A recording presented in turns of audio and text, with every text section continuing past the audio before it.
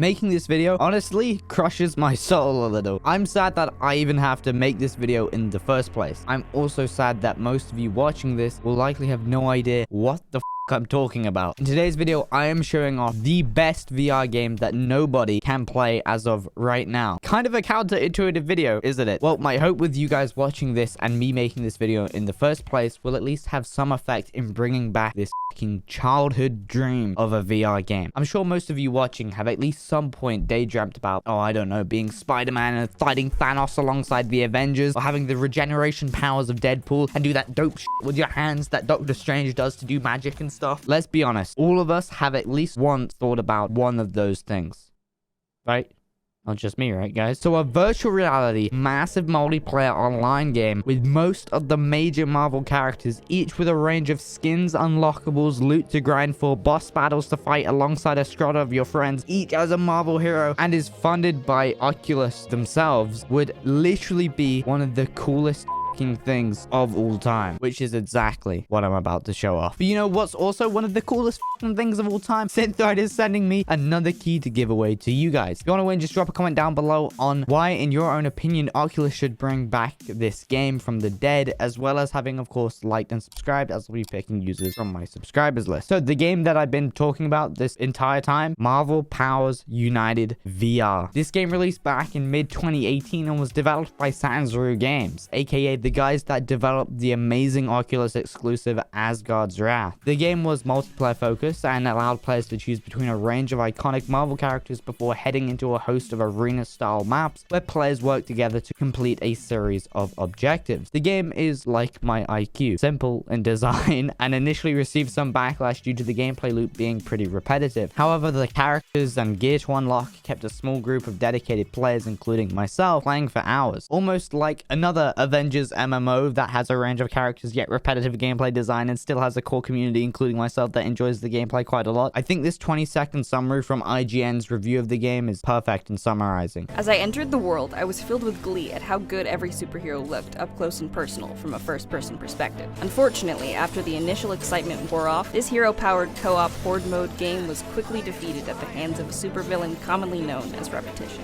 The game was genuinely fun. Being able to pick up enemies as the Hulk and proceed to brutally disfigure them like it's nothing while you tower over your other teammates was honestly a great power trip. Or summoning lightning down onto enemies and recalling your hammer as Thor. This was something that I and many others had dreamt about as a kid. Playing together with a group of friends, comboing your abilities together while fighting waves of enemies or trying to take down Thanos, although repetitive, showed some serious promise for the future, especially as you could literally play as Rocket freaking Raccoon. Some future content, perhaps some other game modes and other enemy types, could easily bring this game back to life, which is kind of exactly what the developers did. They continue to add new objectives and enemies, but by this point, with the lack of promotion from Oculus and the higher than average price tag, kept these updates largely irrelevant. I didn't even know about these content updates until researching for this video. Like, as someone who loves this game, I had no idea there were new updates. It baffles me why there was no real attempt in marketing this game past its initial release. Like, Population 1 didn't just release and then shut down all of its social media accounts and stop producing trailers for its new seasons. That would be insane. But this is for some reason what Powers United decided on doing for the most part. My only guess to as why this happened is because this game released before Facebook fully acquired Oculus, and I can only assume that this game's funding and marketing just got lost during the Facebook Oculus transition. Dude, Mark Zuckerberg's nuts ruining my dreams once again. Not to mention, this game is responsible for VR being what it is today. If you're watching this video and have an interest in VR,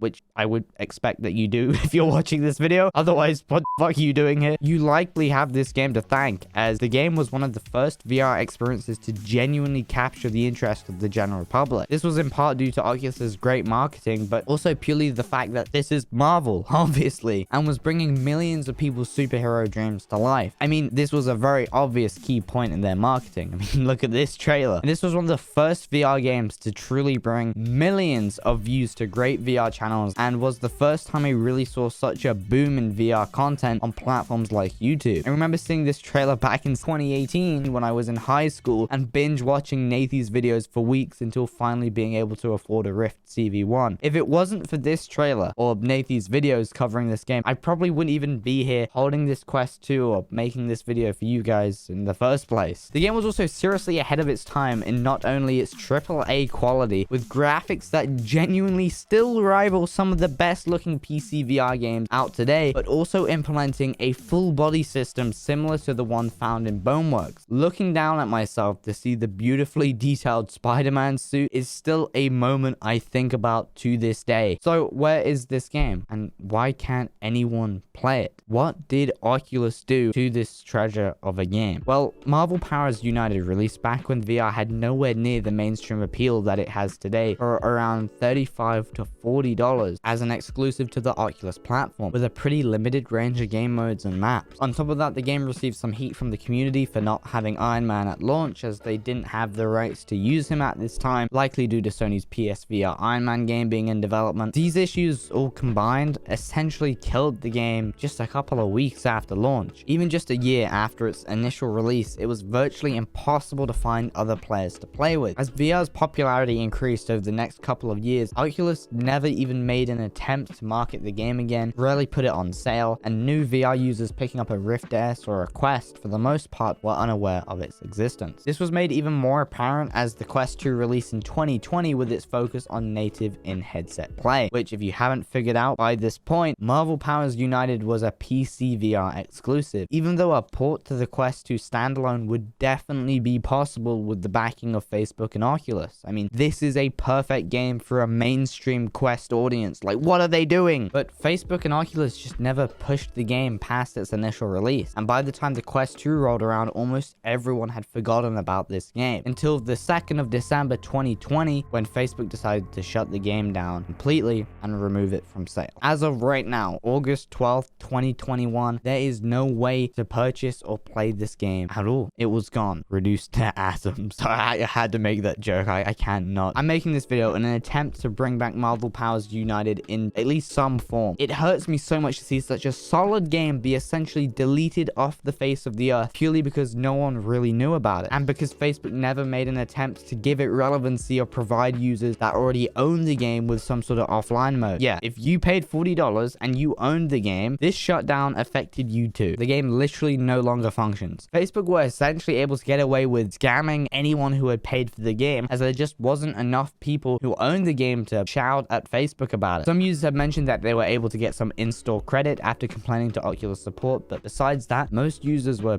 out of luck. With the now millions of you guys that own a Quest 2 or are planning on picking one up, we could genuinely generate enough noise that perhaps Facebook could give this game a second life. There's enough of us now. We as a community should rally together and revive Marvel Powers United. Don't underestimate the power that just you as one person watching this has, even if it be liking the video or posting a comment to boost engagement. We've seen in the past the insane power that people in the Quest community have right now, as we've seen in the past in getting developers to refuse Facebook's in-headset advertisements. Why can't we have a similar effect here? Especially when relisting this game for sale and porting it to the Quest would financially benefit both Facebook and Oculus. Hashtag bring back Powers United. Retweet, repost, whatever. We can bring this game back stronger than ever. Even if it just be the servers coming back online or Sanzu Games giving us at least an offline mode, it's dream crushing to let this game turn to dust. Anyway, if you want to win that $100 key, just drop a comment down below on why, in your opinion, Oculus/Facebook should bring this game back from the dead, as well as having, of course, liked and subscribed, as I'll be picking users from my subscribers list. And the winner from the last video's giveaway is Miki Ru. I'll be contacting you through the reply to that comment or over on the channel discussion page, so feel free to reply to me through either of those two avenues. Thank you for giving me some time to talk about something that is really dear to me, and listening to my dumb ass for about 10 minutes or so. You getting to this point in the video keeps the watch time nice and high and keeps YouTube recommending my videos, and hopefully we'll push this video out further to more people so we can make some noise about Marvel Powers United VR, and also just generally keep my YouTube career going. So